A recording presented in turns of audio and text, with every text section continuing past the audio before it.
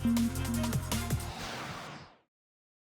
everyone. Welcome to an extra stop in the Road to Cheltenham tour immediately prior to the Cheltenham Festival 2025. I am delighted to say that I am joined by Martin Harris and Richard Pugh. And those of you who know them will have guessed that the point is to talk about the St James's Place Festival Challenge Cup, known as the Fox Hunters to you and I. Now, Ruby, Walsh, and I both accept that neither of us are experts in this area. Although Martin, you've told me not to use the word expert, I think you both pass. What does the Irish Challenge look like? How strong is it? We often look at this race in two halves because with all the other races we're comparing, it always feels like the Fox Hunters. We take the English side, we take the Irish side, and then only on Friday we put them together. We don't seem to have any cross form ever to work with. So I'll take in that guys, I'll take the Irish form separately. I think we've an absolute standout favourite here that stands as superior to our horses as any other favourite at the festival. Your Magesborough, Gallop and Deschamps, etc.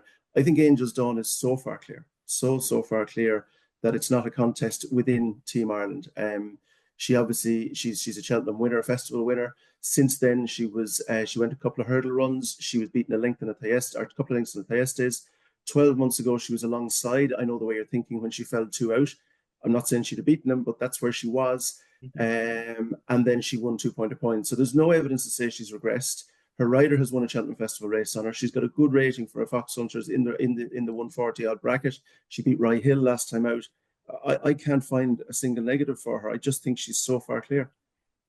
And if there's another horse from Ireland that might be maybe underestimated in your view and could potentially hit the frame. At a stretch, maybe Rye Hill, only because his visually he was so impressive the last day. And I think it was point pointing, so I missed the race and I saw him hit the line. I thought, well, no, that's in the mix. When I watched him back, his jumping is he just looks like the scope of track fences are his max. So if he gets into a little rhythm, and if he can pop his way around, if you like, if he just finds a spot, then maybe he's got a big engine.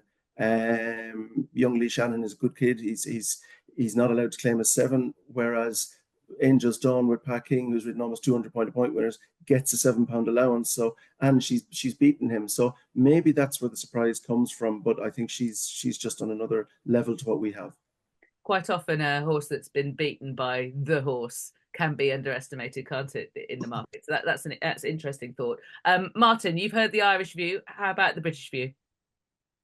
I don't think we've got a standout, Lydia. We may have a standout, but we've got four or five darts that we're going to throw at it that I would expect could easily make the frame. I mean, let's not forget we've won six of the last eight runnings. A couple of times we've won with horses right out of left field. But we've got four, maybe five that I think will be there or thereabouts. Shearer, professionally trained, 4 from 4 over fences. Admittedly, the biggest field he's encountered has been 7. He's going to come up against 21 others in this race. Not exactly sure how good he is. All his wins over fences have been on flat tracks. Um, he was visually impressive at Fosslas in the mud on his reappearance from a long absence. He did jump right-handed on that occasion, which he wouldn't want to do at Cheltenham, obviously. Then they took him to Taunton, and he was much less impressive in beating modest rivals. He also made one real howler on the way round. So he's probably the most fancied of our contingent. All Mankind is probably the horse with the highest rating of ours. Now, he is still as hot-headed as I he was going to was. say, has he calmed Yeah, down, Martin? no, no. He's a point and go front runner. He won at Horse Heath on his pointing debut, which is right-handed. Now his forte is going the other direction. So he was wriggling over the fences rather awkwardly. He almost took the open ditch on the far side home with him, but he still won. And he was much more at home at Higham last time out. Flat, left-handed, right up his alley, and he broke St Calvados and David Maxwell's heart in the home straight and ended up winning by a country mile. 3¼ miles at Cheltenham is a completely different kettle of fish. So you pays your money and you takes your chance with him. Gina's got fairly famous, who has had a very low key season so far. If you remember, they ran him at Wetherby last year in a bid to qualify, and he bombed out on horrible ground. Well, this year he's won two opens, encountering nothing. So we don't really know whether he stepped forward or not. He certainly won't have taken a step back, but I just don't know whether he's quite up there to win a Fox Hunters. He is 2 from 2 at Cheltenham, which goes in his favour. But he was ultimately beaten by What a Glance in the Horse and Hound Cup at Stratford.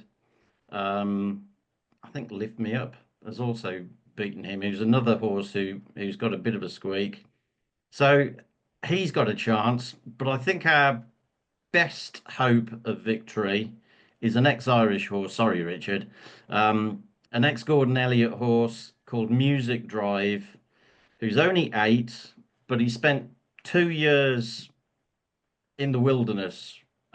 He must have suffered a setback. He was thought good enough to run in the festival bumper 3 years ago on the back of an Irish Point win and a bumper win at Naas, I think. He ultimately ran in a Grade 2 over hurdles at Cheltenham, finished second, and then he disappeared for 2 years.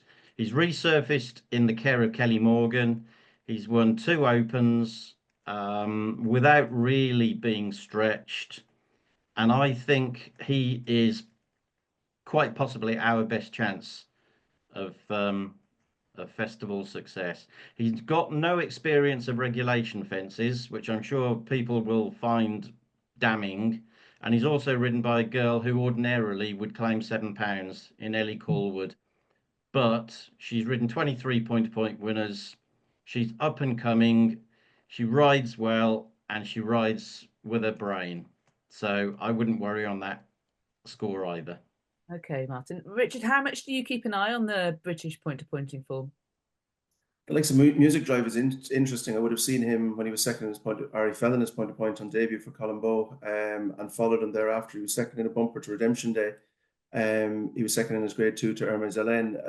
I don't generally look. I'm not a punter, but Cheltenham trends I think are overused. But I think for the Fox Hunters, this particular race, I think they probably do have a place because there's so much form coming into them, and I think they tend to give you a little indication anyway. And most of them have a rating in excess of 130, and I think 7 of the last 11 have had 12 runs over fences.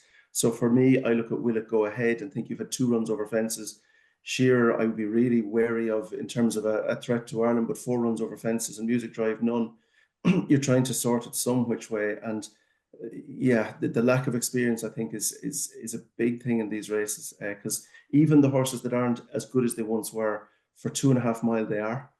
And they're at that slickness and that professionalism that these horses aren't used to. So I like a horse that's got used to that pace.